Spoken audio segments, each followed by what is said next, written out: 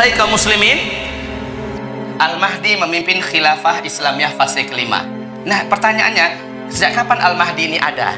Di mana kemunculan Al-Mahdi? Kemunculan Al-Mahdi adalah setelah meteor jatuh, terjadi dukhon, Al-Mahdi keluar.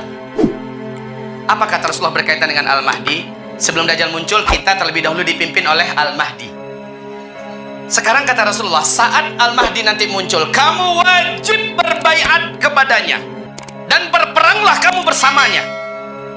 Saat itu kata Rasulullah, kamu akan berperang bersama Al-Mahdi menggunakan pedang, menggunakan tombak, menggunakan panah, dan kamu akan menunggangi kuda-kuda tempur bersamanya. Kamu akan berlari dan berjalan di atas kaki-kaki kamu. Pada saat itu kata Rasulullah, kamu sudah kembali seperti zaman sekarang. Ustaz, adakah peluang Al-Mahdi udah dekat dengan kita? Pertanyaannya selalu begitu, udah dekat apa belum? Kalau saya katakan tadi, meteor dengan dukhon peluangnya udah dekat dengan kita apa belum? Udah ya, berarti terjawab dong yang ini harusnya. Udah dekat. Berarti Ustaz, di saat teknologi sedang hebat-hebatnya akan musnah. Iya, caranya, ya itu tadi caranya. Ada yang mengatakan karena perang nuklir nanti akan terhenti semua teknologi karena perang nuklir. Tidak, Pak. Mari kita dengarkan apa yang dikatakan oleh Albert Einstein. Nah, dengar kemarin ini kan, sudah pernah belajar dengan orang ini kan? Tentang orang ini siapa, Pak? Bapak fisika dunia. Albert Einstein mengatakan, saat dia didesak oleh lebih dari 2000 wartawan di muka bumi ini, termasuk dari negara-negara maju yang sedang memproduksi senjata-senjata super canggih, senjata tempur dan nuklir yang mematikan untuk persiapan perang dunia ketiga maksudnya. Beliau ditanya, seperti apa perang dunia ketiga nanti? Jawaban beliau sangat mengejutkan. Tidak ada satu teknologi pun yang hari ini kalian siapkan, yang kalian buat, yang kalian temukan dapat dipergunakan nanti dalam perang dunia ketiga. Kalian nanti pada perang dunia ketiga sudah berperang dengan senjata manual. Yang pasti tidak ada satupun teknologi yang hari ini kalian temukan, kalian buat dapat dipakai pada saat itu. Pernyataan Albert Einstein. Mari kita dengarkan juga apa yang dikatakan oleh Steve Jobs. Saat dia masih hidup, dia berani mengatakan begini, dan muncul pernyataan ini, Pak. Kata Steve Jobs, setelah nanti saya tidak ada, tidak lama setelah itu kalian semua akan kembali ke zaman batu. Ini pernyataan Steve Jobs. Bapak Ibu, kenapa Albert Einstein, Steve Jobs berani melafazkan lafaz yang unik dan aneh ini untuk orang sekelas mereka? Kesannya seolah-olah ini adalah ramalan. Tidak, mereka adalah para ilmuwan, ahli dalam masalah teknologi. Tapi mereka lah yang menyatakan nanti kalian semua akan kembali kepada zaman batu. Kenapa mereka berani? Sekali lagi, karena sejak 43 tahun yang lalu NASA telah memprediksi bumi kita masuk ke arus sungai meteor. Dampak daripada meteor ini salah satunya menghentikan semua teknologi. Dan ini dipelajari oleh seluruh pakar dan ahli-ahli ilmuwan-ilmuwan dunia. Sekelas orang seperti Albert Einstein dan Steve Jobs menyampaikannya. Dan yang ya, bagi kita tidak unik. Kenapa? Rasulullah saja 1400 tahun yang lalu lebih sudah mengatakan saat Al-Mahdi nanti muncul, kalian sudah kembali ke zaman sekarang. Ini meteor tadi, saat dia masuk, lumpuhlah semua teknologi. Sideread tadi juga mengandung, menyebabkan gelombang elektromagnetika yang teramat sangat tinggi. Ini berdampak kepada listrik-listrik yang ada di muka bumi padam. Bukan sementara, Pak, tapi selamanya. Sinyal-sinyal yang ada juga berhenti. Televisi, internet, segala macamnya sudah tidak bisa dipakai. Nah, Bapak Ibu yang kami muliakan, disinilah stres manusia hidup, khususnya yang tidak beriman, yang nggak tahu masalah ini. Coba, sedang enak-enaknya dibuai oleh impian dunia, sedang dimanja-manja oleh teknologi, tiba-tiba ditinggalkan secara serentak. Waduh, setelah dukhon selesai, matahari terang, pemandangan pertama yang disaksikan orang ketika keluar rumah apa? Debu yang tebal di mana-mana. Mayat bergelimpangan, mayat kucing, mayat anjing, mayat burung.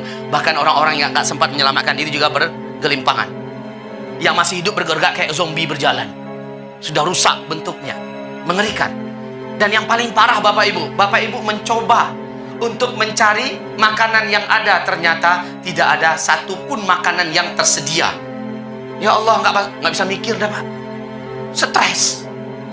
Tapi kalau orang beriman, setelah dia mendengarkan, pantas Tuhan Nabi mengatakan, bila kamu menyaksikan di atas langit kamu sudah beredar bintang berekor selama 3 hari sampai 7 hari paling lama, siapkanlah makanan. Nah, sekarang pertanyaannya, makanan apakah yang mampu bertahan selama 1 tahun?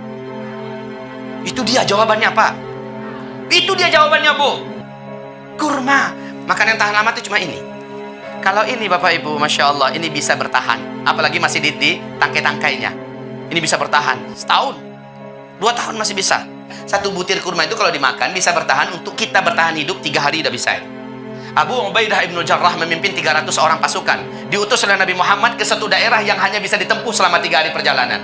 Nabi membekali kepada setiap satu mujahidin itu 1 butir kurma. Dan ini bertahan selama 3 hari. Mereka teruskan perjalanan dengan 1 butir biji kurma. Ternyata sekarang mampu dibuktikan Pak secara ilmiah. 1 butir biji kurma itu dapat menopang berat dan tubuh manusia serta energinya hanya dengan 1 butir biji kurma. Baik, subhanallah. Baik, kita kembali. Teknologi semuanya musnah. Setelah dukhon, bumi mengalami pemanasan global. Suasana dan udara iklim menjadi ekstrim. Panas yang sangat ekstrim. Kemarau panjang. Dan itu terjadi 3 tahun berturut-turut. Mari saya bacakan hadis sahih Bukhari Muslim berikut ini tentang Dajjal. Menjelang Dajjal keluar, ada 3 tahun yang sangat berat yang dialami manusia di muka bumi ini. Kemarau panjang, kelaparan merata di mana-mana. 1 tahun pertama menjelang Dajjal keluar, sepertiga air di langit Allah tahan turun. Sepertiga tanam-tanaman yang dapat dimakan di bumi Allah biarkan mati. Tahun kedua Dajjal keluar, Allah tahan 2/3 air dari langit. Dan Allah tahan 2/3 tanam-tanaman dan hewan ternak yang dapat dimakan di muka bumi Allah biarkan mati. Terjadilah kelangkaan pakan. Orang mulai berebutan makanan. Sementara Bapak Ibu yang kami muliakan, orang-orang sudah tidak dapat lagi mendapatkan makanan dengan leluasa, maka mereka mulai tega mengganggu tetangganya.